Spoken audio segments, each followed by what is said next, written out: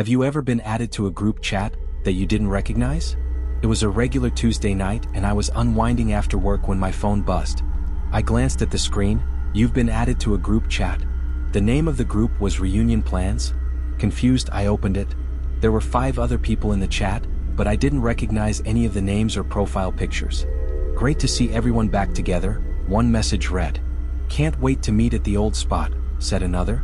I thought it was a mistake and typed, hey, I think you added the wrong person. There was a pause, then a reply. Don't be silly. You belong here.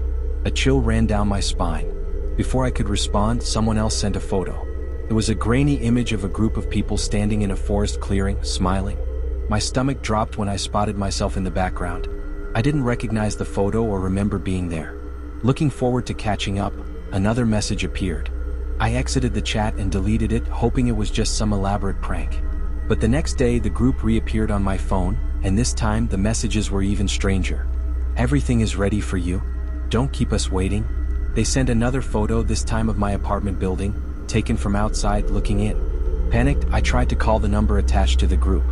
It rang once, then a distorted voice whispered, "You've always been one of us." That night the text kept coming. Pictures of my street, my front door, and finally, a photo of me sitting on my couch. I didn't sleep. By morning, the group chat was gone as if it had never existed. But every so often, I still hear the faint ding of a message that never appears, and I can't help but wonder if they're still watching. I thought it was over. After that night, the group chat was gone, and there were no more messages. But the unease didn't leave.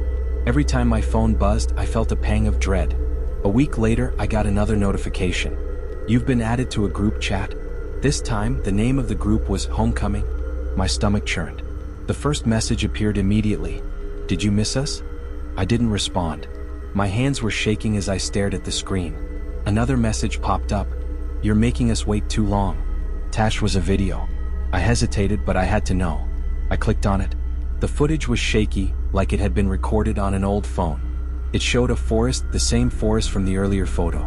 The camera panned slowly until it landed on something. No, someone. It was me, standing in the clearing, staring at the camera with a blank expression. My mouth moved, but no sound came out. Then the video cut off. I threw my phone across the room, my breathing ragged. Was someone stalking me? Editing these photos and videos to scare me? I needed answers. That night, my phone buzzed again. I didn't want to look, but something compelled me to. Another photo. This time it was a picture of my childhood home. I hadn't been there in years. Below the image, a message read, "Come back to where it started." I tried calling the police, but they didn't take it seriously. Block the number, they said. But every time I blocked one, another would pop up. The final straw came a few nights later when I woke up to my phone buzzing incessantly. My screen was flooded with messages from the group chat. "We're waiting. Don't make us come get you. You know where to go." I couldn't take it anymore. The air in my apartment felt stifling, as though the walls were closing in. Against my better judgment, I decided to return to my childhood home. Maybe if I confronted whoever was doing this, it would stop. The next morning, I packed a bag and made the drive out to the house. It was a long abandoned place at the edge of a dense forest, forgotten by everyone but me. As I pulled up, the sight of it sent a shiver through me. The windows were dark and cracked, and the overgrown yard seemed to crawl toward the house like grasping fingers. I parked the car and hesitated at the door. Just as I reached for the handle, my phone buzzed. A new message. "You're here. Come inside." My throat went dry. They were watching me. I scanned the area, but there was no sign of anyone. Every instinct screamed at me to leave, but I couldn't. I pushed the door open. The inside was as I remembered it, but layers of dust and decay covered everything. The air was thick with the smell of mildew and something metallic, almost like blood. My phone buzzed again. Upstairs? I froze. The staircase loomed in front of me, its steps creaking under my weight as I climbed. At the top, the hallway stretched out like a yawning mouth. A faint hum filled the air like static. I followed it to my old bedroom. The door was slightly ajar. My hands trembled as I pushed it open. Inside, the room was empty, except for my phone lying on the floor in the center. But I had my phone in my hand. The hum grew louder.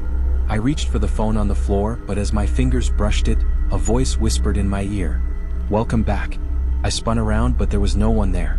Suddenly, the phone in my hand vibrated violently. A single message appeared on the screen. "It's time to come home." The door slammed shut behind me. The last thing I saw before everything went dark was my reflection in the phone's black screen, but it wasn't my face staring back. It was theirs. Like and subscribe for more.